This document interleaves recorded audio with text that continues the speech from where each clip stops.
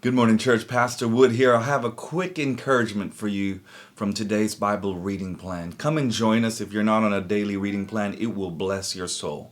It starts in Psalms 131. Here we go. Lord, my heart is not proud. My eyes are not haughty. I don't concern myself with matters too great or too awesome for me to grasp. Instead, I have calmed and quieted myself, like a weaned child who no longer cries for its mother's milk.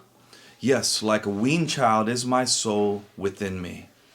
O Israel, put your hope in the Lord, now and always. Yesterday, a friend of mine reminded me, he said, Wood, so often we look to the Lord's timing, and that's a good thing. We trust in the Lord's timing. But he said, but what we should do is actually trust in his character, in his heart, in his willingness, like a good father, like a good mother who wants to care for their children. You see, God wants you to look at whatever you're facing today, knowing and understanding that you are his child, his son, his daughter. So don't concern yourself so much with some of these things where your eyes get distracted, where your heart can become haughty or it gets angry. God says, trust in me, put your hope in me.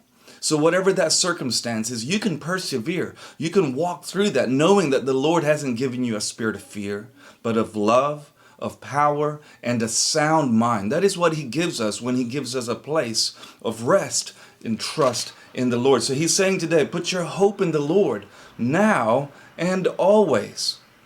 That means that it's not about only hope in the Lord when it's the good times. And sometimes we can only put our hope in the Lord when we think we have trials and tribulations. We can be thankful. We can rest like a weaned child is your soul within you. What does that mean? That you are satisfied, you are growing. God is saying persevere. But don't just look at the circumstance or the provision for that circumstance. Instead, put your hope in his love, in his heart, in his willingness to heal and to save you in whatever you're looking at today, whatever that circumstance is. Be like a child. Trust in the Lord today. Don't allow your eyes to get distracted or your heart to get frustrated. Put your hope and trust in the Lord and walk with perfect love, perfect peace, and a sound mind today. God bless you, church. I pray that encourages you and builds you up as you walk into this weekend. Speak soon.